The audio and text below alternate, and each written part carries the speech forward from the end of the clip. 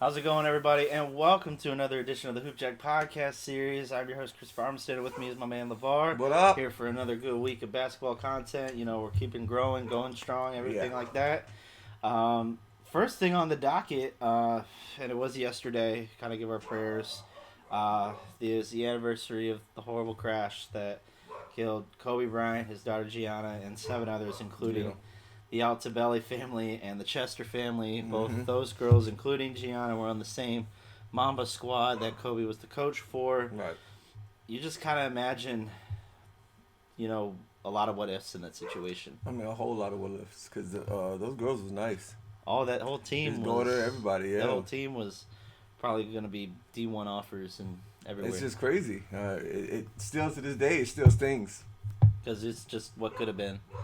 Kobe. Plus Kobe. Just didn't have enough of retirement. He could have been more. He was still able to play. And that's the bad part. He probably, could have played in the Big Three or something like that, or just a role. I mean, he wouldn't have accepted a role player. No. But I think it was just knowing his time. Kobe, I think he would have. I think it was his time. Came back. Yeah, but I think it was his time. Yeah. You just kind of wish that it could have progressed to more opportunities and more to kind of retire. Yeah. He could do a lot of endorsement deals, done a lot of, be there for his kids and everything. It was just so much that, Kobe was doing and need to get a chance to, fulfill it. But, it's been 3 years since that R.I.P., happened. man. It's just crazy. And then moving along, we have the McDonald's All-Americans games. Rosters came out. We're just going to go over the boys because that's kind of all that I had. But Okay. we'll just go over the boys roster. This is for the East. Nobody from Virginia in the East. Mm-hmm. You got about, New Jersey. You got about, 3 kids out of New Jersey. You got a couple out of Florida from Montverde Academy. A lot of big names. When you look at these, the thing is, you're not gonna. I don't know if you're really gonna see too many coming out of Virginia right now. you're not just Most of it's gonna be from, Florida, Indiana, Indiana, and especially up north, north. New York, New Yeah. Jersey, kind of up there, and you got 2 from Montverde, Sean Stewart and Kwame Evans. I've heard of Kwame Evans. Both top guys, Yeah. especially coming out of the East. Yep. For that roster, and then you look at the West. Bronny James kind of leads the names out of Sierra Canyon. It's crazy. It's Crazy seeing his name. You know what I'm saying?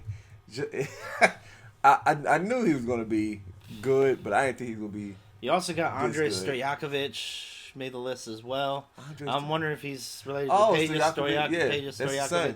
Yeah. So He's tall as Peja shit. Stojakovic was I don't think people understand how good Peja They don't know. Stojakovic was a player for that Kings For squad. a good minute, he was the the Kings. shooter. He was the Kings, and the he was the scorer. Yeah, he was averaging 23 a game almost. Yeah, and for a good long string. It was a good, decent years. Yeah, so, and this was tough competition at that time. Yeah. So and his son shoots just like his him, daddy. just like him. Ain't too much different. So, it'll be interesting to see moving forward. Let's go West. I think the West you want to see Bronny kind of lead up in there. I do though, and everything like that. I know the funny part is I'm actually rooting for Ronnie.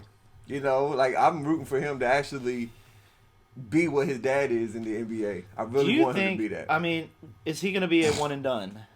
Do you think he's going to be a one and done, or is he going to go at least 2 years? No, he had the reason why I say that he's not going to be.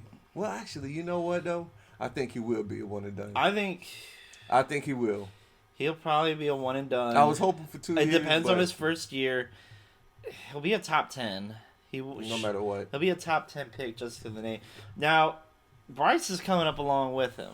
And Bryce is about to be damn near Bryce 6'10". James is looking pretty good. I mean, Bryce is 6'6" right now. Yeah. So and he's a few years younger. Younger than him, right. So I think Bryce is about to be about 6'10". And if not more dominant than Bronny is. But Bronny has, I'm going to be honest, Bronny has more of a go-get-it type of play. He doesn't, Bryce plays it within the system, you know what I'm saying? He's more finesse. But Bronny is more blue-collar grunt. Absolutely. And he'll run through you quick.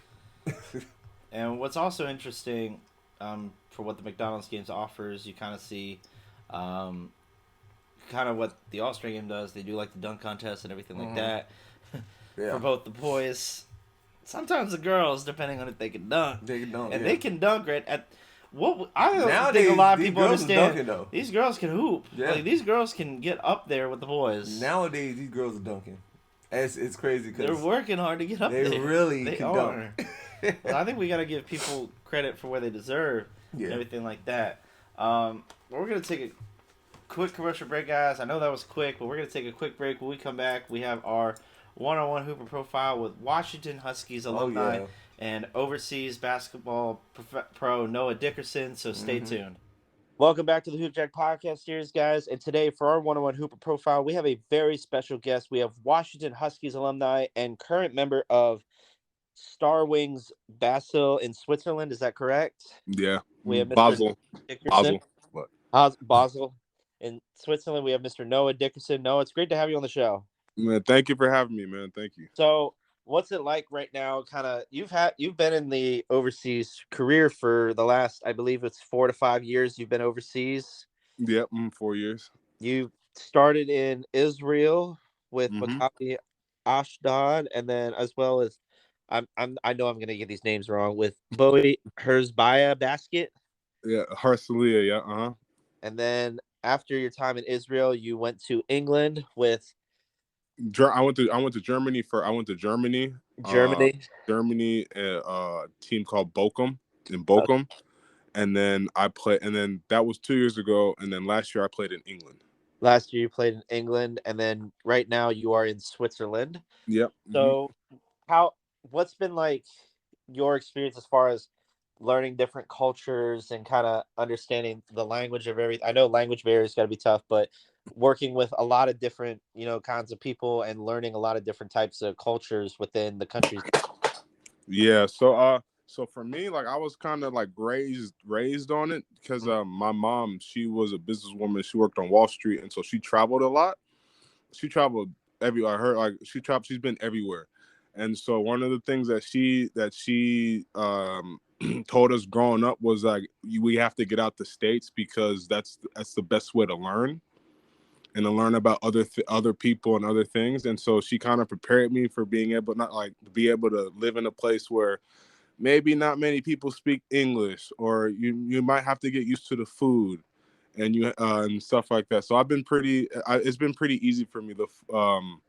Probably I'd say like my first year when I was in Israel, when I tell you the food was amazing.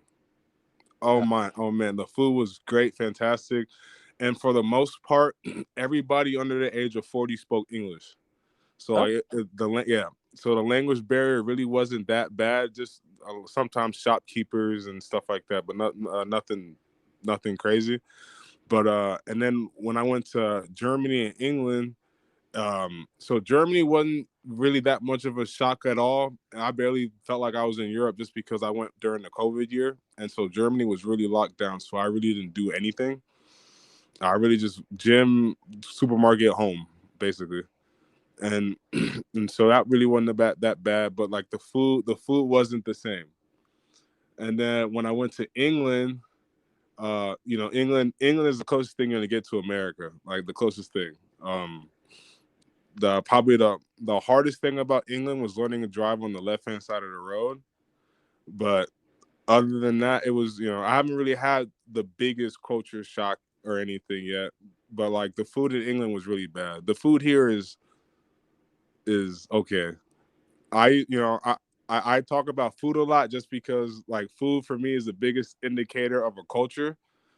And and so when I go to these other countries and other places, I always make sure to eat as much as of their food as possible, because one, I'm not gonna get it back if I don't come back to the country. I won't get it like that again, and it helps me understand the people better. And so one of the things I've noticed, like playing a couple years in Europe, is people like a lot of bland stuff on their food, like they like their chicken bland. They don't really use anything. That's how they like it, just bland. And I mean, I can't get with that, but Yeah, because I mean that's kind of cool that early on you got the opportunity to learn about different cultures and kind of experience, other countries and kind of how they live and everything like that. at a young age. Oh yeah, no, for sure. No, for sure. That was like a pinnacle for my mom for us to make sure that we get out and do stuff like that. Like I've learned so much about the world just from being able to live in it in other places, and even one of the cool things that is it helps you being out here. Your news feed and stuff like that, like on Twitter and stuff, is Europeans or Asians or another cultures talking about the United States. So it gives you a different perspective of how the world views us and stuff like that. So it is. I mean, it's interesting. Absolutely. And then kind of growing up here, you're actually from Atlanta, correct? Yeah. Hmm. Kind of growing up, everything like that. And you played, and I did see you went to Montverde Academy in Florida, but before that, you were at Levet School and North Atlanta High School. Yeah. Hmm. What's kind of the basketball? I know Atlanta's a big sports state. You know, you got football with the Falcons, and then you know, big football kind of country. But how is basketball kind of able to still kind of stay at top in Atlanta? Man, so actually, but growing up, man, football was my first sport.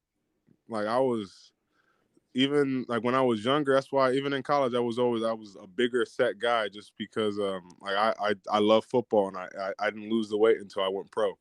But Yeah. I was a lot. I was football was my first sport until I was in ninth grade. I made varsity at the Levitt School, and then when I transferred to North Atlanta the year after, the team hadn't won a game in years.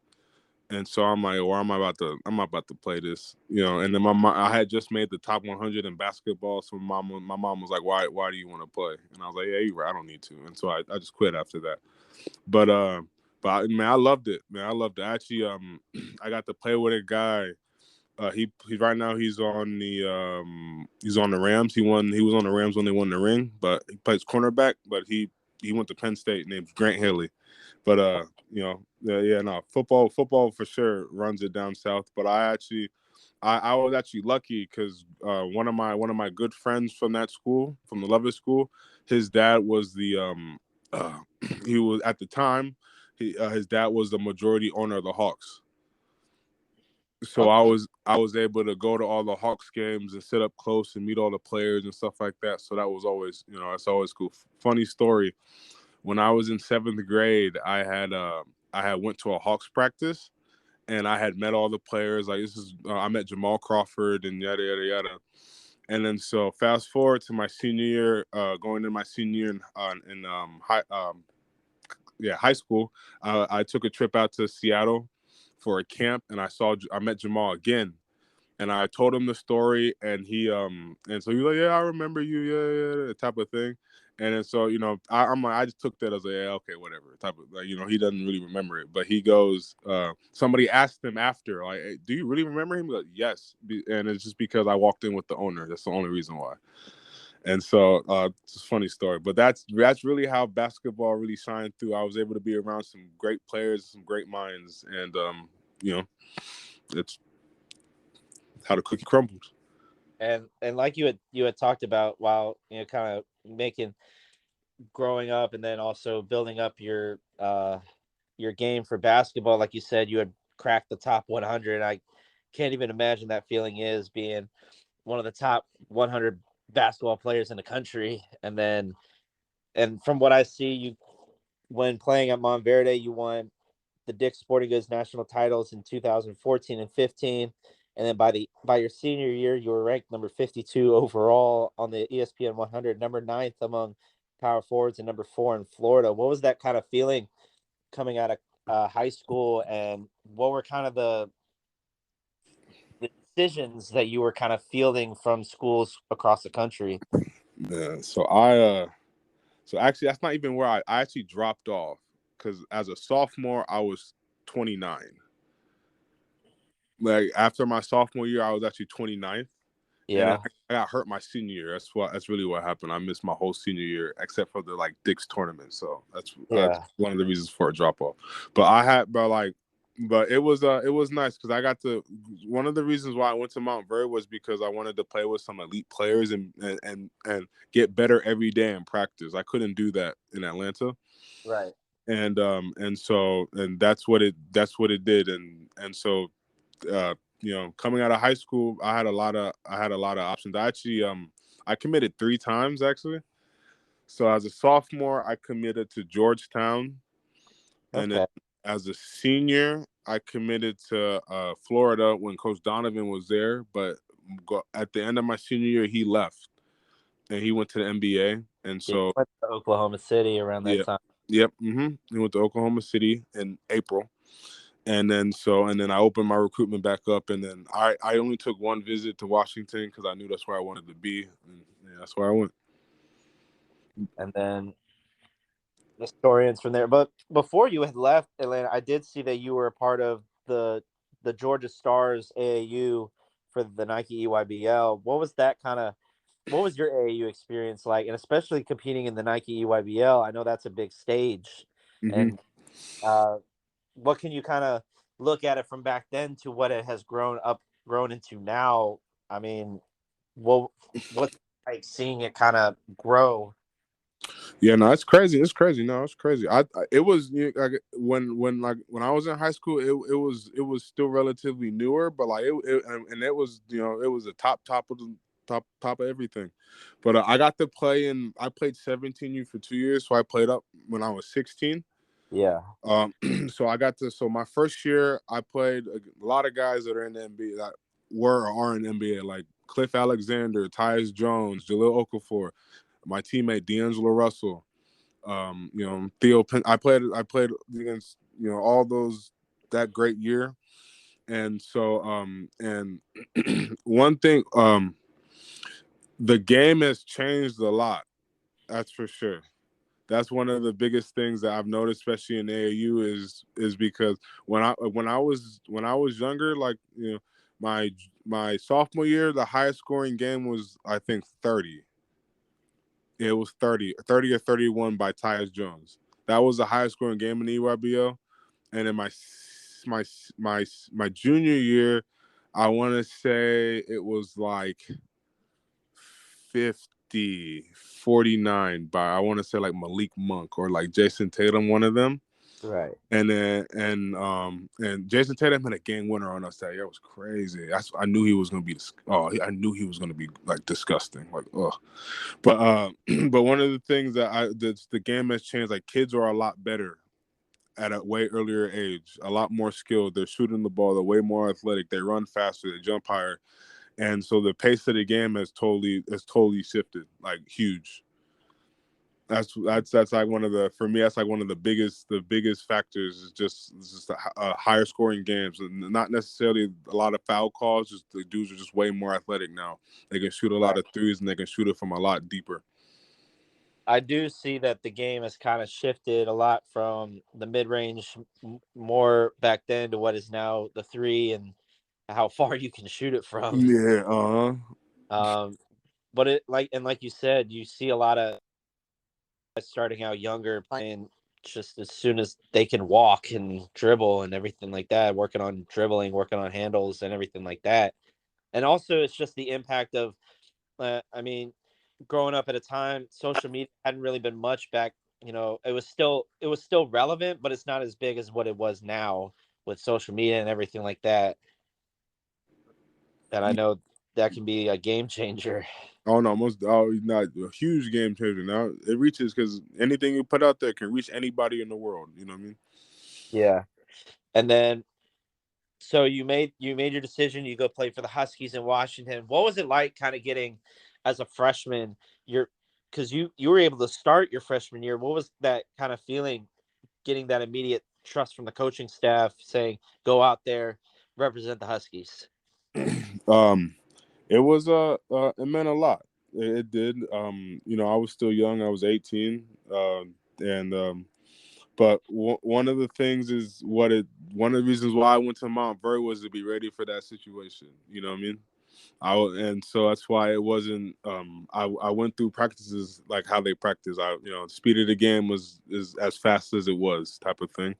So it was a blessing to know that I did the right thing and went to Montverde for 2 years and really learned how to play high level basketball, and then also just it's just me proving every day in practice that coach, yeah, I can do this. Like, don't I know I'm young and everything, but I can go in there, I can really help us win games. And you played for did you play for one head coach throughout your whole college career? No, I I played for do two. see, Played for I two. did see that head coach Lorenzo Omar was there around the time that you were playing, and I did see that Mike Hopkins was there for I think your last 2 years, 1 Yes, two yeah. years. Mm-hmm. So, what was kind of the different styles of their coaching between Mr. Omar and then Mr. Hopkins?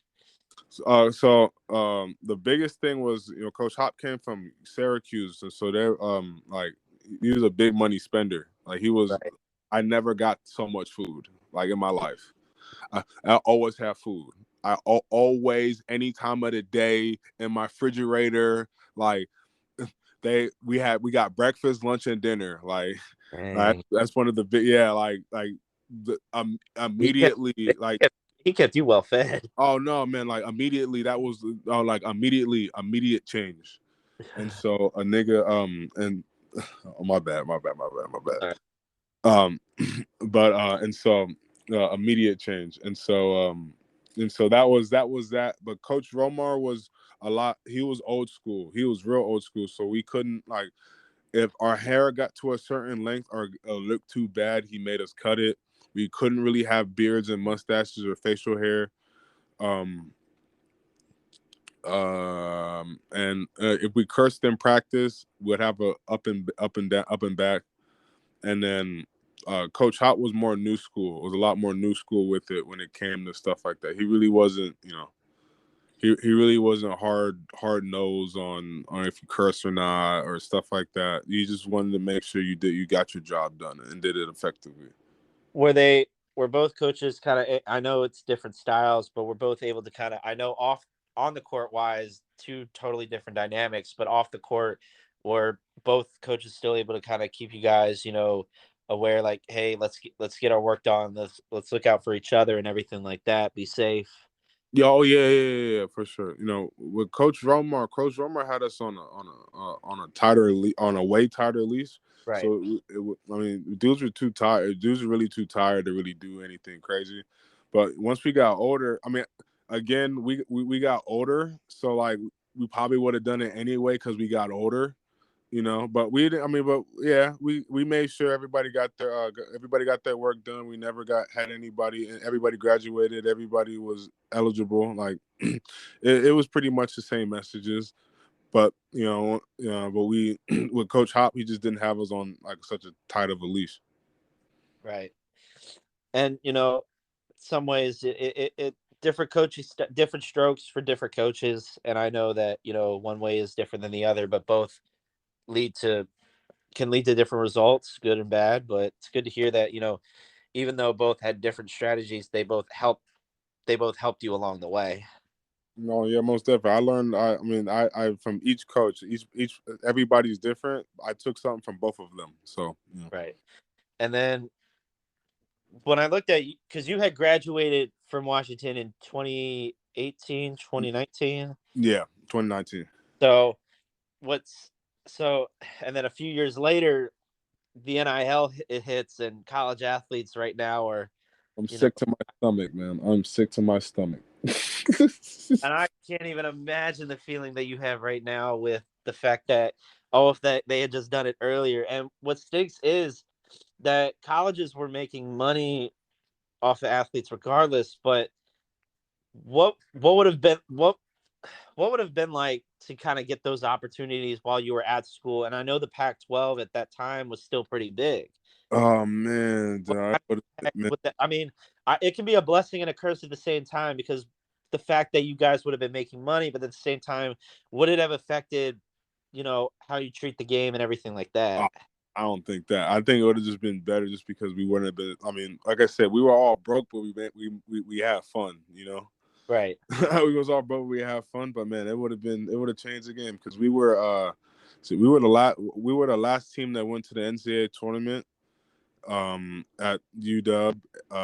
And when we were the last time there, my senior year, I think every game was sold out at home. Junior year, we beat number 3 Kansas, number nine Arizona at home.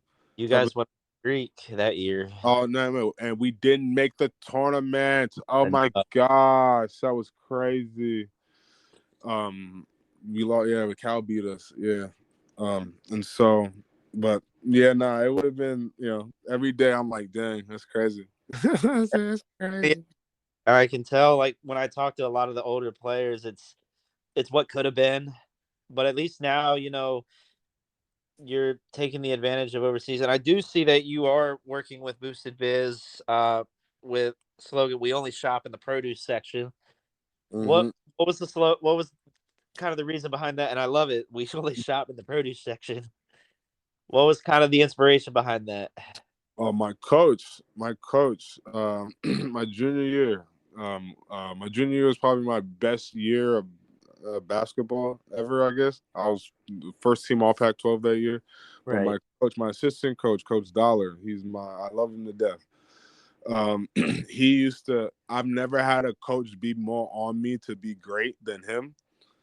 And and no matter how mad we got at each other, he was always my guy off the court. And so he he used to tell me that all the time. Whenever I had an excuse for something or anything, he said, "Hey, no, where do we shop? In the produce section, man. Get back on the line." And he said, all we care about is what you produce. That's all we care about." That's a great story behind it, and just kind of inspiration to kind of keep moving, keep the work going. Like work will produce results. And my last question to you is, what advice would you give to the next generation of high school basketball players, up and coming basketball players wanting to play at the college level or even get that opportunity to play overseas? What would be your advice to them? Work hard and listen. Probably more so listen. I listen. That's one thing I wish I did a little bit more of, just because growing up and going through the whole process is listening to what everybody has to say. Yeah, that's probably what I tell people. Well, thank you, Noah, for taking the time to come on the show. I really appreciate it. Can't wait to see more of what you're going to do up in Switzerland. And I wish you the best of luck moving forward, my man. It's been great having you on the show. Thank you so much. Thank you for having me, man. Have a great day. We'll be right back with more Hoop Jack, guys, so stay tuned. And we're back, guys. So I want to thank Noah for taking the time to come on the show, just kind of hearing his story and his time at Washington. And right now he's overseas in Switzerland right now, just kind of interesting on hearing him from the culture aspect of, and also just he learned a lot growing up by visiting a lot of other countries and just kind of understanding cultures. So it's great to hear from him. And when talking with him, he was just about the whole NIL situation. Yeah, it's kind of a punch in the gut nowadays, because when you talk with old players, they didn't get that opportunity, man. It sucks because how much money they made for the school, right? And then they don't get to use their own name. There were so many games where the guys had their own names in the games. Like Reggie Bush was like a big part of the NCAA football franchise, and you telling me that he couldn't get paid for it, and they took stuff from him? Heisman and stuff. Give him his damn Heisman back. But you guys can go check him out. Also check out his brand with Boosted Biz. We only shop in the produce section, which I think is a great slogan. That is. We only shop in the produce section. So we're introducing a new segment we're gonna see how it rolls, called Drop the Ball. Okay. And it's mainly, you think of it like Shaqtin' a Fool, but we're only doing like one that kind of stands out throughout the whole week. So, I'm pretty sure you've seen it. I'm pretty sure the world has seen it. Duquesne was playing Loyola Chicago. I believe they were in Duquesne. And somehow, some way, an Uber Eats driver makes it onto the court. And walk through, though. One, how did security not stop him? How do you get through on the court? How do you get on the court? I mean, he walked through. He walked on the court. Right there. He's at the 3-point line. Luckily, the security guard, he didn't tackle him, thank God. Right, but he politely just moved aside. But he's still going, DoorDash, Uber Eats, DoorDash. I'm like, how'd you let that happen? How are you? Oh my gosh, I felt so bad for the guy. But it's like, one, who orders DoorDash to the basketball arena? I'm wondering if it was a prank.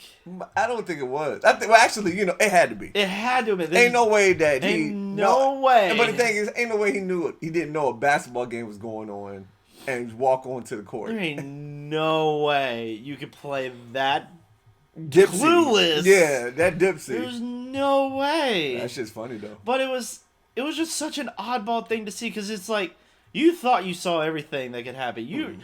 I felt so bad for the guy because like we how still could got you be we still got a lot more shit that we can see. We still got a lot more, but it's like how do you miss that? Somebody's going to streak in the NBA one day. One day, somebody. It will happen because we've already had people glue themselves to the floor, chain themselves to the hoop, even try to run on the court. I want to applaud that coach. She should be a nose tackle for any team. When I say she tackled the hell out of that, she was like that, and she was like, no, and she was do it. She don't you do it. The protester was looking for her. She's looking at her like this. Right, the whole time. She's looking at her like, what's the next move? What's the next move? As soon as she got up, she went tackled the hell out of her. I'm talking like this is Ray Lewis or Ed Reed or Sean Taylor. She took a Sean Taylor down. God, yo. Lauren Taylor, Troy Polamalu type. Oh, that was a Troy Polamalu. Yeah, Troy would dive over the line quick. So that was a Troy technically went over the line too. That shit was funny. Walked over. That's still classic. But that's our little, drop the ball moment of the week. I think that's a bad look for security. That's a bad look for. I think the refs should have really stopped that play. Security really dropped the ball in that one. You let him just walk straight through. And it amazes me. It's like you got DoorDash, all these people standing around. McDonald's. It's McDonald's DoorDash. They got all these guys standing around the court looking at the people, right? Nobody saw this man walk straight through, walk in, and just walk to the court. And he walked straight through. He's good. Whatever he did, he was good. How he did it, that's amazing. Right. He could rob a bank. He probably if he could. Get away with the shit. I thought it was free money day. That's it. It's a new day. You owe me money, right? He goes to the IRS. I thought it was Make America for 2 seconds. You owe me money. You probably could have. Yeah. Next up on the docket, we do have all-star teams. The starters have been selected for. Oh Lord. I think, and to be honest, we were pretty close when I called it. I think the only one that I had not called was Donovan Mitchell. We can't pull it up because we're using the Wi-Fi for for that. But I mean, it makes sense. LeBron and Giannis are the captains. I mean, why not? Did you hear about the new rule that they're implementing? No. The All-Star, they're going with the same six, but like the same, style, like the same games and everything. But you know how they're picking the teams this year? Mm-mm. So they are picking the teams 30 minutes before the game starts. They're picking the teams 30 minutes. I think we talked about this last week. They're picking the teams right before the game starts. I can see the shock and awe that's on your face. I don't understand that. They have the starters already lined up for both teams. It's picking the reserves. So they got the starters. They have the starters. And now they're picking the reserves. Yes. Because which is different than last year because they picked their teams. The whole team. Yeah. Which I'm curious why they... At the same time as doing the starters. So why would they... Here's the thing. I don't hate it, but it's not... But why 30 minutes before the game? 30 minutes before the game? Why 30... You're treating it like it's a pickup game. Right. Like this is you want to play? All right, come on, man. We need one, all right? And then what about you're that last person to get picked? Oh my God. Oh, I'm pissed. Oh, they're going to be fucking... That's like you were at the playground back in the day. You were the last pick for kickball, I'm the last one pick, and I get on the court. I'm not playing. Oh, I'm shooting every damn shot I touch. They're going to be mad at me at the All-Star program. I am not passing the ball at all, bro. I would be so pissed. I don't get it. Because they change it every year. Why? and they're trying to appeal to the crowd, but it's like now you already disrespected us by trying to pick Looney as the question ninth. Is it still East and West? It's still West. East versus West. Okay. But you're picking the reserves for the East and the West. But it's like, come on now, 30 minutes right before game time, you want to do that? You don't even know. Then here's let's say no. Let's say that the person can't even play. I don't. That's. Let's say the person all of a sudden wake up in the morning, got out the shower, bust his assets, and now he can't play. Yeah. So now, how they gonna call somebody? Hey, you got 30 minutes to get to Utah. Good luck. Okay, whatever, man. I guess. Here's the thing. Okay, NBA. I don't like it just because of the fact that they're changing too much. Yeah. They're changing too much with the All-Star game.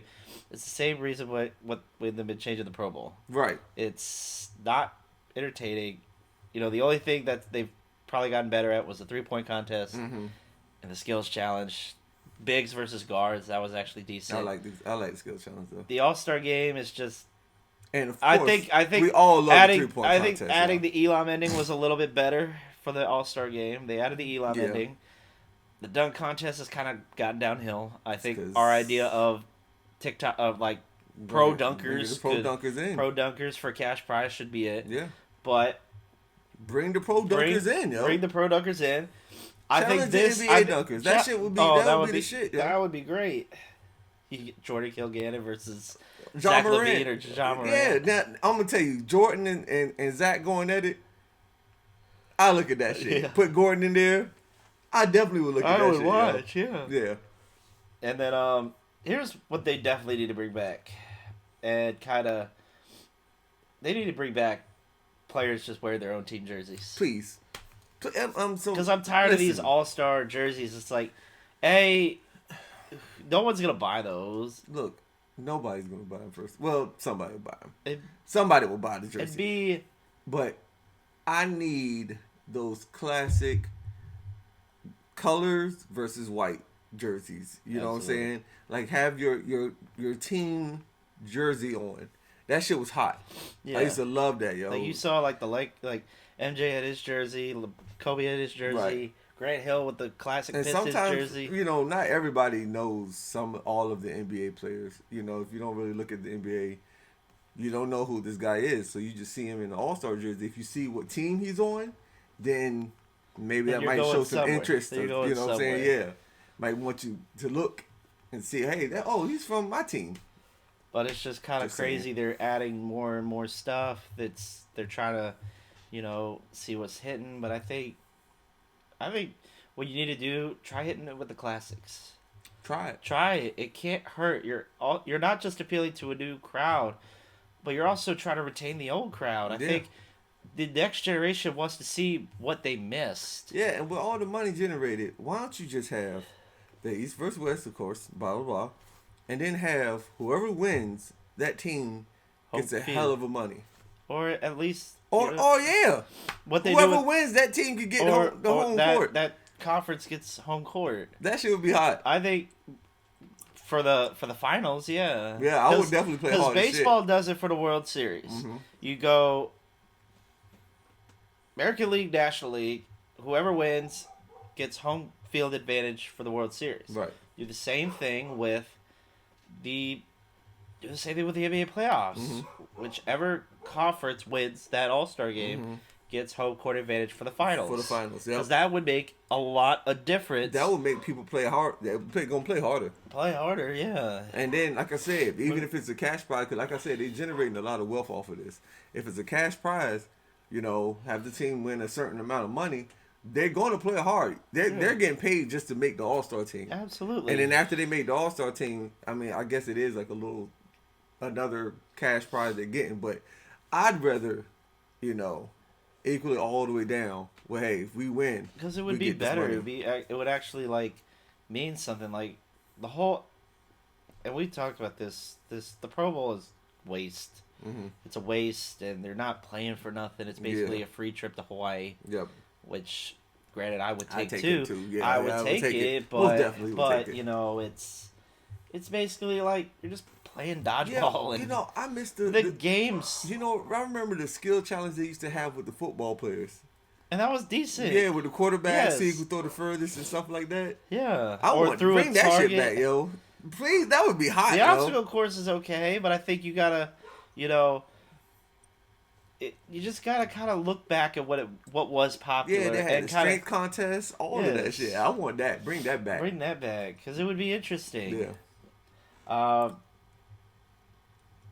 And just kind of moving forward, big shout out to the brands that we've worked with Boosted Biz, Kenichi Bear, Shop GLD, get your chains going, and we're continuing to grow. Like we're doing more on YouTube right now. Just check the numbers. I like YouTube for a lot of the views, and just recently, like we're at 48 subscribers. We're at 2,500 hits. Yeah, so I was looking at 2,500 plays, and one of them was just on people we've had last year. So that was just a taste, guys. We're rolling right now. We got interviews with St. Francis next week. We've got a couple of junior colleges a couple weeks from now.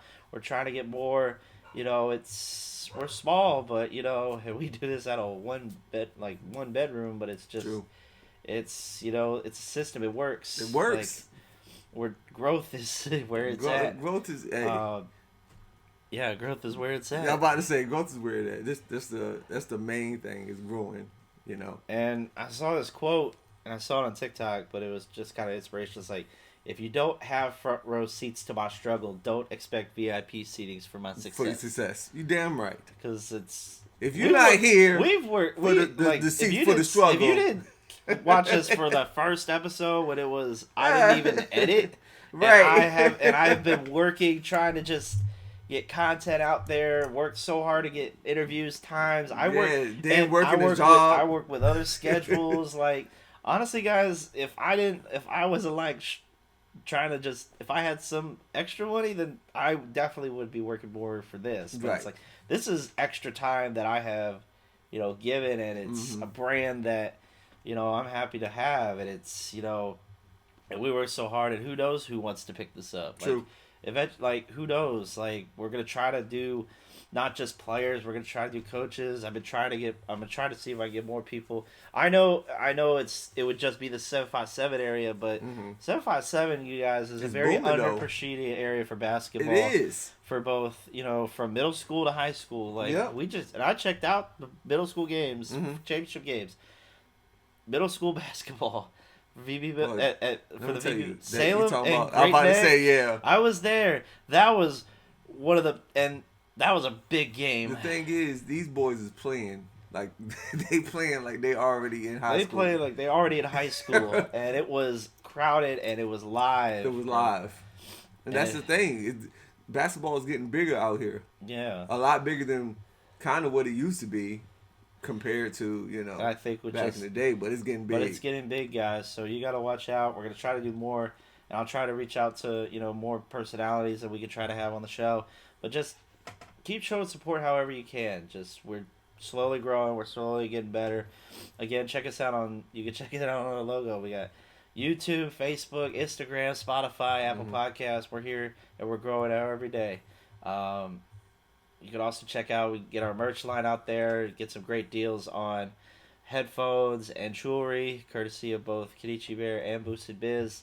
And just have a great weekend, guys. Be safe.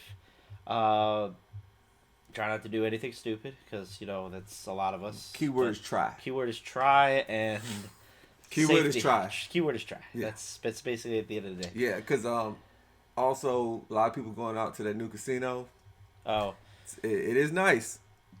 It is nice, but be safe because it does apply to all the rules of every casino. It also applies rules when you get out, when don't get robbed. Yeah. And don't brag about how much you want either. That and don't you're going to be a little tipsy, so don't get out there driving wild because they waiting. They are waiting down the street. I thought about going this weekend to check it out. It's nice. Have you been out there? Mm-hmm. Is it? I might go check it out. Like, It's nice. I might check it out on Sunday. And you smell all types of smokes. Oh gosh, I can't even. Cause it's right in All the middle. types. It's right in the middle of P-Town. But tell you shout out to something. P-Town. All types. All types. You feel good while you're in there. Just put it that way. A lot of people were worried about the security that have it. Is the security okay? Yeah, security. I mean, my thing is going in there. The security's fine. People But what are. about the parking lot? Because I haven't heard anything wild or anything like that. Yeah, but I don't think they're gonna because there's a lot of security out there. Okay, so it's not like I might check it out. I might check it out. Go out this there weekend. and just do whatever the hell you want. I might check it out this weekend. Yeah. We'll see. Probably Saturday, kind of. Nothing going 20-minute drive, yo. Yeah, it's not that far. You know what I'm saying? If you don't want to pay the toll, you can go around. Well, yeah. Which probably will be me, but. Everyone have a good weekend, especially if you were in the 757. Just, stay safe, stay warm. It's cold. Shout out the Virginia Hoop League. Shout out. They just finished session 2. And same team won. Same team won, man. Shout out to former interviewee Tyree Golston. I know his team won. Yep. I checked him out. He's loud when he's on the court. He's off the court. Quiet. He's quiet. But shout out to him. But he well mannered, man. Your boy is so docile and aggressive at the same time. It's Absolutely. Like, damn, how? But have a great weekend, guys. And remember, don't be a bystander. Be a hooper and keep balling. Peace. Peace.